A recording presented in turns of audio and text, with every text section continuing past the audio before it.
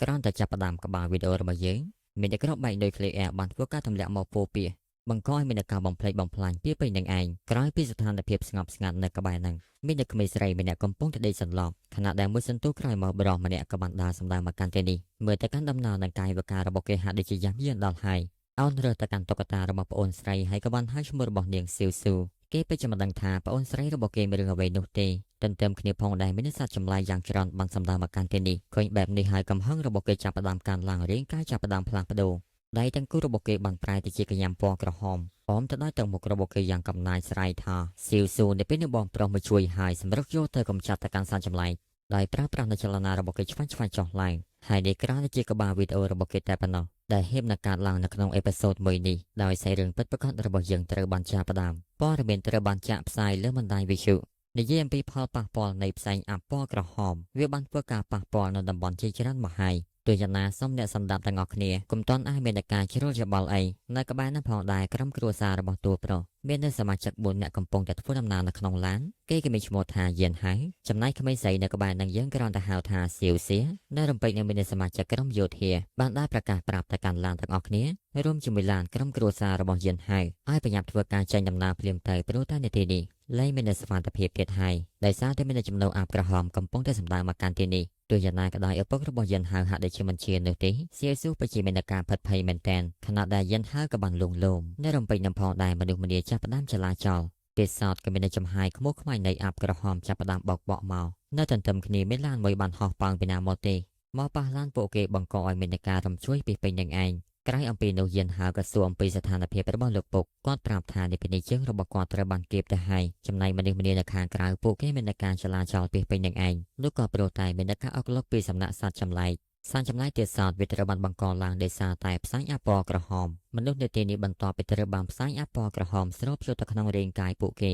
េវាក៏បានធ្វើឲ្យសែនរបស់ពួកគេហាក់ដូចជាត្រូវបានបំលែងតែជាសភាវៈសត្វចម្លែកអ្វីមួយទន្ទឹមនឹងការឃើញបែបនេះឪពុករបស់យិនហៅបានប្រាប់ទៅកាន់កូនឲ្យរត់ទៅយិនហៅក៏បានបញ្ញានៅក្នុងការធាក់ទ្វារឡានចេញបន្ទាប់ពីน้องប្អូនស្រីរបស់គេចេញមកខាងក្រៅក៏បន្តព្យាយាមជួយទៅកាន់ឪពុកម្ដាយរបស់គេប៉ុន្តែហាក់ដូចជាមិនអាចឡើយហេតុនេះឪពុកម្ដាយរបស់គេក៏បានប្រាប់ទៅកាន់គេឲ្យយកប្អូនស្រីទៅឆ្ងាយទៅឲ្យគាត់នាទីនេះហើយយិនហៅតែបន្តទៅចេះខណៈដែលមនុស្សនាទីនេះមិនទាន់ត្រូវឥទ្ធិពលរបស់អាពណ៌ក្រហមក៏ចុងក្រោយរបស់ពួកគេនៅត្រូវបានសត្វចម្លែកចាប់ការខណៈដែលឪពុកម្ដាយរបស់អ្នកទាំងពីរក៏បានប្រាប់ឲ្យអ្នកទាំងពីរប្រញាប់រត់ទៅអ្នកទាំងពីរដែលមិនអាចធ្វើអ្វីបានពិតជាមានការខូចចិត្តខ្លាំងមែនទែនក៏បង្ខំចិត្តនៅក្នុងការចាកចេញមុនពេលដែលចាកចេញឪពុកម្ដាយរបស់យិនហៅក៏បានផ្ដែផ្ដាំទៅកាន់គេថាត្រូវតែមើលថែសៀវសៀបានល្អនៅរំពេចនោះក៏មានការបន្ទោសទាំងបណ្ដាលឲ្យពួកគេត្រូវបានប៉ៅអញ្ចឹងនេះពីនេះស្ថានភាពនៃទីនេះវាក៏បានពោពេញដោយផ្សែងអាពណ៌ក្រហមព្រមជាមួយសត្វចម្លែកវាក៏បានដើររៀតទៅបានពេញនឹងឯងចំណែកពីអ្នកបងប្អូនកំពុងតែពួនអំពីសត្វចម្លែកខណៈដែលបងប្រុសក៏បានយកដៃបិទមាត់របស់នាងកុំឲ្យបង្ហើបសំឡេងមួយសន្ទុះសត្វចម្លែកវាក៏បានឆ្លងកាត់ផុតទៅប៉ុន្តែនៅរំពេចនោះស្រាប់តែសៀវសៀនាងហាក់ដូចជាមានប្រតិកម្មដោយសារតែឥទ្ធិពលនៃផ្សែងអាប់ក្រហមដែលនាងបានហឺតចូលទៅក្នុងរាងកាយកើបន្តទៅឃើញបែបហ្នឹងពិតជាមានការបារម្ភខ្លាំងមែនទែនខណៈដែលនាងក៏មិនអាចទ្រាំទ្របាននៅពេលនោះស្រាប់តែយិនហៅក៏មានប្រតិកម្មឈឺចាប់មិនខុសពីនាងទេសម្រាប់នៃការឈឺចាប់របស់គេក៏បានលឺសូរទៅដល់សត្វចម្លែកហេតុនេះគេក៏បាននាំប្អូនស្រីរបស់គេរត់ចាកចេញពីទីនេះទាំងការឈឺចាប់ប៉ុន្តែសត្វចម្លែកមិនដោះលែងពួកគេនោះទេពួកវាក៏បានធ្វើការកោះហៅគ្នាឡើងព័ទ្ធទៅកាន់អ្នកទាំងពីរស្ថានភាពបែបនេះក៏នៅតែបន្តអោបទៅកាន់ប្អូនស្រីជាមួយនឹងការស្រ័យថាមិនថាមានអ្វីកើតឡើងនោះទេខ្ញុំត្រូវតែការពារនាងឲ្យបានអាសត្វអន្តបានចង្រៃយើងត្រូវតែសម្លាប់ពួកឯងចាប់ទីដំបងក្បែរនឹងស្ទុះចូលទេសំពងទៅកាន់សត្វចម្លែកប៉ុន្តែវាគ្មានការឈឺចាប់អ្វីនោះទេមិនតែប៉ុណ្ណោះក៏ត្រូវបានវាខាំទៀតផងគណៈពេលនោះសៀវសៀនាងក៏បានបាញ់នៅក្របស្នាមកចំនៅកណ្ដាលក្បាលរបស់វាបណ្ដាលឲ្យវាមានការឈឺចាប់ខណៈដែលសត្វចម្លែកក៏បន្តស្រកចូលមករកពួកគេយិនហៅក៏ប្រាប់ទៅកាន់សៀវសៀឲ្យបញ្ញានៅក្នុងការចាកចេញទៅសៀវសៀក៏បង្ខំចិត្តនៅក្នុងការចាកចេញអំពីទីនេះខណៈដែលសភាពរបស់យិនហៅនេះពេលនេះពិតជាវេទនាខ្លាំងមែនទែនទោះយ៉ាងណានៅតែបន្តស្រ័យប្រាប់ទៅកាន់ប្អូនស្រីរត់កុំឲ្យងាកក្រោយឲ្យសោះចំណែករាងកាយរបស់គេនេះពេលនេះទៀតសោតពោពេញទៅដោយចំហាយពណ៌ក្រហមហេតុនេះគេពិតជាឈឺចាប់ខ្លាំងមែនទែនកំឡុងពេលនឹងគិតពីសម្ដីរបស់ពុកម្ដាយហើយគេត្រូវតែមើលថែសៀវសៀបានល្អដែលមិនចាំបាច់បារម្ភអំពីពួកគាត់នោះទេបន្ទាប់ពីសម័យហើយគេក៏បានធ្លាក់ឈាមមកយ៉ាងខ្លាំងហើយចំហាយអាប់ក្រហមក៏ចាប់ផ្ដើមគ្របដណ្ដប់ពីពេញរាងកាយរបស់គេដែលបណ្ដាលឲ្យសែននៃរាងកាយរបស់គេនេះពេលនេះត្រូវបានបំលែងដៃទាំងគូបានប្រែទៅជាក្រញាំបីសាយពណ៌ក្រហមព្រមទៅដោយទឹកមុខយ៉ាងកំណាយកាយសាហាវព្រមជាមួយនឹងការនិយាយថាគ្មាននរណាម្នាក់អាចប៉ះពាល់ទៅកាន់សៀវសៀបានឡើយនៅខណៈពេលនោះស្រាប់តែក្រុមយោធាក៏បានធ្វើការទម្លាក់នៅក្របបែកនុយក្លេអ៊ែរ បង្កឲ្យមានការបំផ្លិចបំផ្លាញនៅទីនេះយិនហើយក៏និយាយពាក្យចុងក្រោយថាសៀសៀគុំបារម្ភអីកើនឹងការពីឯងឲ្យបានក្រោយអំពីហេតុការណ៍រំលងទៅប្រហែលជា80ម៉ោងក្រុមអ្នកសង្គ្រោះក៏បានចុះមកកាន់ទីនេះរកមើលជីវិតដែលអាចសង្គ្រោះបានហើយពួកគេក៏បានរកឃើញនៅសៀសៀរួយក៏បានជួយនាងនាំឡើងអធម្មភេទជ្ជៈបាត់តែខណៈដែលយិនហើយនៅក្បែរនឹងពួកគេក៏បានឃើញផងដែរប៉ុន្តែពួកគេមិនអាចជួយបាននោះទេព្រោះតែយិនហើ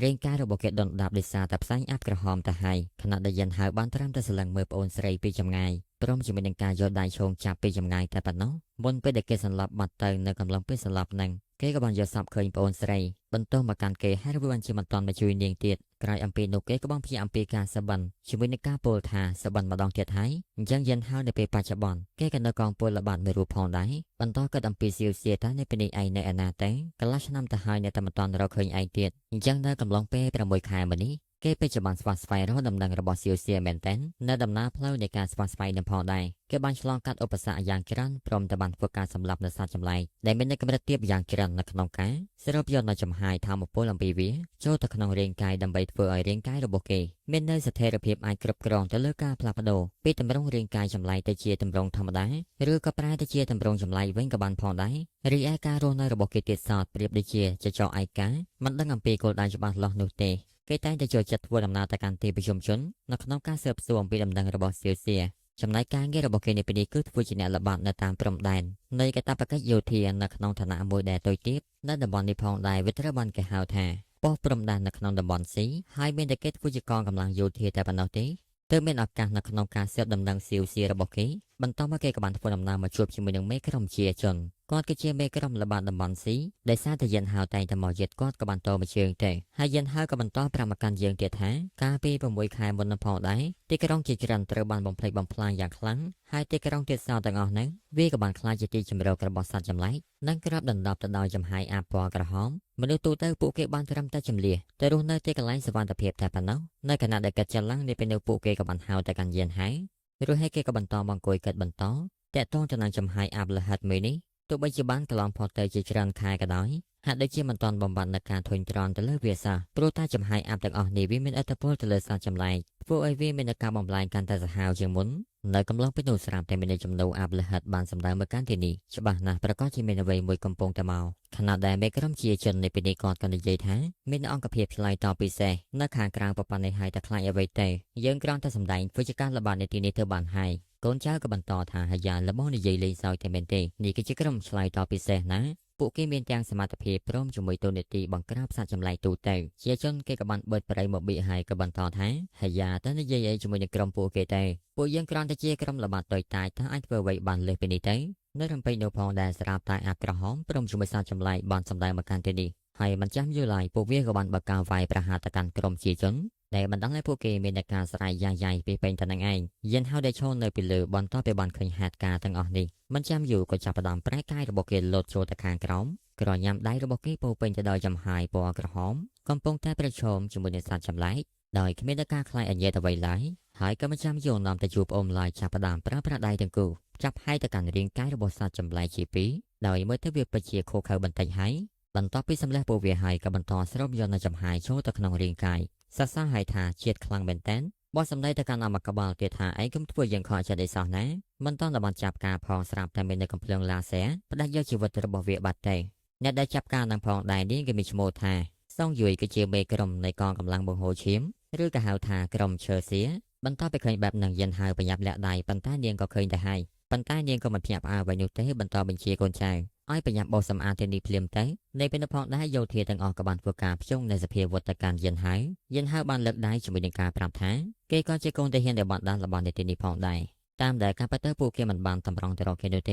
េគ្រាន់តែតម្រង់ទៅកាន់សត្វចម្លែកនៅខាងក្រោយតែប៉ុណ្ណោះតែបន្តពីដូច្នោះហើយសងយួយក៏បានសួរថាឯណាទៅកំភ្លើងរបស់ឯងហើយមេក្រុមរបស់ឯងច្រើនណាស់គេទៅដោយសារគ្មានអ្វីបញ្ជាក់នាងក៏បានចាប់ខ្លួនរបស់គេទៅដោយការទៅមើលមេក្រុមជាជននៃពេលនេះរបួសធ្ងន់មែនទែនក៏ត្រូវបានពួកគេនាំយកទៅសម្រាប់មន្ទីរពេទ្យទៅការទៅមើលសង្រួយនាងក៏បន្តអានរបាយការណ៍តាក់ទងទៅនឹងជនដែលបានរងគ្រោះថ្នាក់នៅក្នុងតំបន់អេ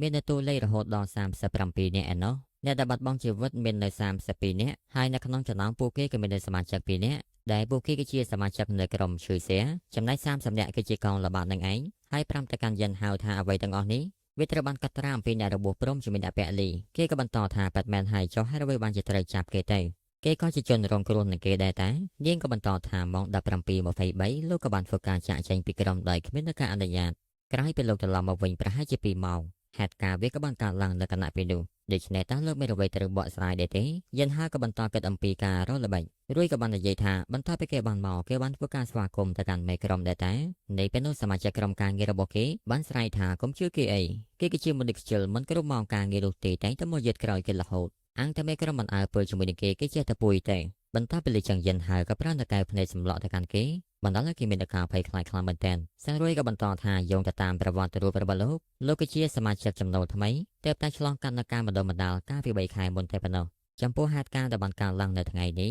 វាក៏បានធ្វើឲ្យសមាជិក2នាក់នៃកងកម្លាំងពិសេសត្រូវបានពលីប៉ុន្តែលោកក៏បានជាមានជីវិតរស់យិនហាក៏បន្តថានៅពេលដែលហេតុការណ៍កើតឡើងគេមានតែការផិតភ័យពេកទើបបានជារត់ចោលក្រុមទៅនាងក៏បន្តថាហាកំសាកខ្លាចងាប់ចឹងមែនទេបើលោកកំសាកបែបនេះចាំបាច់ចូលកងទាហានធ្វើអ្វីនៅក្នុងនាមរបស់លោកគឺជាសមាជិកពលទាហានបែរជាមានចិត្តកំសាកមិនហ៊ានចូលប្រឈមទៅនឹងបញ្ហាដែលកើតឡើងអវត្តមានអំពីកតាបកិច្ចតាលោកមិនដឹងអំពីលទ្ធផលនៃការដាក់ទណ្ឌកម្មទៅកាន់លោកទេមែនទេរួយក៏បន្តខ្សឹបសួរទៅកាន់យិនហានៅមុននេះបន្តិចខ្ញុំបានឃើញលោកហាក់ដូចជាមានអ្វីមួយខុសប្លែកទៅលើលោកមែនទេដៃទាំងគូរបស់លោកមិនធម្មតានោះទេតើលោកមានគោលបំណងអ្វីទេហើយក៏ជាអ្វីឲ្យពិតប្រាកដតែនៅកណ្ដាលពេលនោះស្រាប់តែមានការរំជួយដីបង្កឲ្យមានការភ្ញាក់ផ្អើលយិនហាក៏បានគិតថាមិនធម្មតានោះទេព្រោះតែគេបានធ្លាប់ជួបនៅហេតុការណ៍មួយនេះបន្ទាប់ពីទទួលបានឱកាសបែបនេះគេចង់ដាក់មេប្រូចប៉ុន្តែក៏ត្រូវបានសង្យុយប្រើប្រាស់នៅការបំលាស់ទីចាប់បានហើយក៏បានធ្វើការផ្ញើគេទៅដីទេចង់រត់ផងមែនទេលោកសំអាងអ្វីទេនៅរំពេញនោះផងដែរស្រាប់តែមានការប្រះដីបណ្ដាលឲ្យពួកគេត្រូវបានទម្លាក់ទៅខាងក្រោមក្រោយអំពីការធ្លាក់ពួកគេមិនមានបញ្ហាអ្វីកើតឡើងនោះទេនៃពេលនោះប្រាដានឹងគេក៏បានលោថាមកពីយិនហៅហ្នឹងឯងគេជាមនុស្សកម្ពុជាសយឲ្យទៅនៅក្បែរគេពេលណាក៏តែងតែមានបញ្ហាយិនហៅប្រាប់ថាគួរតែយកពេលបន្ទោសរបស់ឯងរកផ្លូវចាក់ចេញទេបន្ទាប់ពីពួកគេបានធ្វើការបំភ្លឺឃើញថាបរិវេណទីនេះវាពិតជាធំមែនទែនដែលវាត្រូវបានបង្កើតឡើងដោយសារតែសត្វចម្លែកហ្នឹងឯងនៅទន្ទឹមនឹងពួកគេបានធ្វើដំណើរចុះឡើងនេះពេលនោះផងដែរប្រាដានោះក៏បានចាប់អារម្មណ៍ថាហាក់ដូចជាមានអ្វីមួយចម្លែកនៅទីនេះយិនហៅប្រាប់ថាគ្រាន់តែខ្យល់បក់តែប៉ុណ្ណោះគេក៏បានតបថាឯងជាអ្វីទៅជំនាញរបស់ឯងពូកែតែខាងរត់តែប៉ុណ្ណោះនេះពេលនោះគេក៏បានស្រែកថានៅខាងនោះមានខ្យល់វាគួរតែជាច្រកចេញនៅទន្ទឹមនឹងផងដែរគេមិនដឹងថាមានសារចម្លែកនៅខាងក្រៅនោះទេប៉ុន្តែក៏សំឡាងត្រូវបានកញ្ញាសងយូជួយជីវិតរបស់គេតាន់ពេលអញ្ចឹងសត្វពេងពេងបន្ទាប់ពីការសម្លាប់វាហើយវាក៏បញ្ចេញទឹកអ្វីមកទេប៉ះស្អីឲ្យលុយហ្នឹងនាងក៏បន្តប្រាប់ទៅកាន់ពួកគេបើគ្មានការអនុញ្ញាតកុំធ្វើអ្វីផ្ដេសផ្ដាសបន្តល្បាតទេហើយក៏បន្តទៅសារទៅកាន់យិនហៅដែលគេអាចធ្វើការឆ្លងផុតអំពីបញ្ហាគ្រប់ពេលបញ្ជាក់បន្ថែមថាបន្តទៅចេញទៅខាងក្រៅត្រូវតែប្រាប់អំពីអាចកំបាំងគ្រប់យ៉ាងមកកាន់នាងយិនហៅមានអារម្មណ៍ថាសាមខ្លាំងមែនទែនមិនគួរណាឲ្យនាងដឹងអំពីអាចកំបាំងនោះទេនៅទន្ទឹមនឹងការធ្វើដំណើរចលនាស្រាប់តែមានសារចម្លែកយ៉ាងច្រើនបានឡំព័ទ្ធទៅកាន់ពួកគេយិនហៅក៏បានស្រែកថាបញ្ហាឲ្យគ្នាយើងនេះពេលនេះសងយុយក៏បន្តបើកការវាយប្រហារទៅកាន់វាដើម្បីបើកផ្លូវក៏មកកាន់ទីតាំងមួយឃើញថាសារចម្លែកវាក៏ជប់សកម្មភាពផងដែរនោះគឺសារតែវាឃើញអ្វីមួយនៅខាងមុខចឹងណាដូចជាការកាត់មែននៅពេលដែលពួកគេបន្តដំណើរទៅស្រាប់តែមានសារចម្លែកប្រព័ន្ធណានៃនៅខាងមុខខណៈដែលវាកំពុងតែសរុបនៅអពណ៌ក្រហមយ៉ាងឈ្ងុយឆ្ងាញ់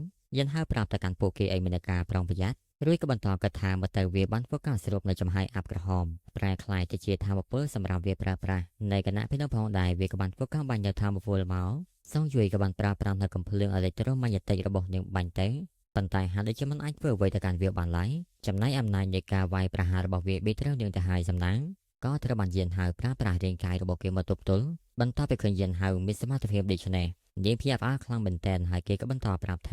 ក្រោយអំពីការចាក់ចែងពីទីនេះគេនឹងប្រាប់អ្វីគ្រប់យ៉ាងទៅកាន់នាងខណៈដែលសត្វបិសាចក៏បន្តសើចស្ញែងនាងក៏បន្តថាការវាយប្រហាររបស់នាងមិនអាចធ្វើអ្វីទៅកាន់វាបានឡើយចុះតាយិនហៅមានវិធីសាស្ត្រមែនទេយិនហៅក៏បន្តគិតអំពីរាងកាយរបស់វាប្រយ័ត្នធំខ្លាំងមែនទែនជាងសត្វបិសាចដែលគេជួបកន្លងមកទៀតមើលទៅវាប្រហែលជាបានសរុបនៅសភាវៈដតីច្រើនហើយនៃពេលនោះវាក៏បានការវាយប្រហារយិនហៅនៅតែអាចកិច្ចជាមួយនឹងការចំអកថាល្បឿនរបស់ឯងពិតជាការប្រយ៉ៃរួចក៏បន្តស្ទុះចូលបណ្ដាប្រាដើមម្នាក់នេះពិតជាភ្ញាក់ផ្អើលមែនទែនតែងតែគិតថាយិនហៅគឺជាមនុស្សកំសាប៉ុន្តែនៅពេលនេះជួបរបស់ពិតឯងឆ្ងល់ហើយថាតើយិនហៅជានរណាទេសងយាយប្រាប់ថាគាត់គឺជាប្រធានសាឡបងរបស់រដ្ឋាភិបាលចម្រុះហៅកាត់ថា SU តួនាទីរបស់គេគឺប្រយុទ្ធប្រឆាំងទៅនឹងសត្វចម្លែកគេក៏មានការភ្ញាក់ផ្អើលគាត់គឺជាប្រធានពិសោធន៍ក្នុងការប្រយុទ្ធប្រឆាំងសត្វចម្លែកមែនទេនាងប្រាប់ថាមែនហើយនេះគឺជាមូលហេតុដែលក្រុមរបស់នាងត្រូវបានគេបញ្ជូនមកកាន់ទីនេះនៅក្នុងការស៊ើបអង្កេតអំពីព័ត៌មានបន្ថែមបញ្ជាក់ប្រាប់ផងដែរថានេះគឺជាអាចកំបាំងរបស់ក្រុម SU កុំប្រាប់រណាម្នាក់ផ្សេងក្រៅពីនេះអីសោះអនុប្រធានក្រុមក៏បន្តកែថាតើ ក្រុម SU ពិតជាមាននៅប្រធានពិសោធន៍មែនទេហាក់ដូចជាមេក្រុមសង្យុយមានអ្វីលាក់បាំងមិនខានឡើយខណៈដែលយិនហៅនៃព្រីបន្តកិច្ចអំពីធម្មពលវាយប្រហាររបស់សានចម្លែកហើយចំហាយធម្មពលវាក៏បង្ហួរមកកាន់អ្នកទាំងអស់គ្នាបង្កឲ្យបង្កើតជាការបន្ទោផ្សែងហើយជោគទៅតែបីយ៉ាងណាក៏ដោយពួកគេគ្មានបញ្ហាដល់ជីវិតឡើយគ្រាន់តែថាអនុប្រធានមានបញ្ហាជើងរបស់គាត់បន្តិចបន្តួចដោយការតែមើលយិនហៅបន្តពីប្រើកម្លាំងខ្លាំងពេកនេះពីនេះកម្លាំងរបស់គេហាក់ដូចជាខ្សោះពីខ្លួនទៅហើយដែលជាហេតុបណ្ដាលឲ្យកញ្ញាំរបស់គេត្រូវបានប្រែជាធម្មតាវិញទៅខណៈដែលសាច់ចម្លែកបន្តងាប់ទៅនៅតែបន្តចូលមកយិនហៅគេពេចចម្ដឹងថាអាចធ្វើអ្វីបាននោះទេនៅពេលជាមួយគ្នាផងដែរអេពីសូត1 2 3ក៏ត្រូវបានស្លេះខ្លីនឹងឯង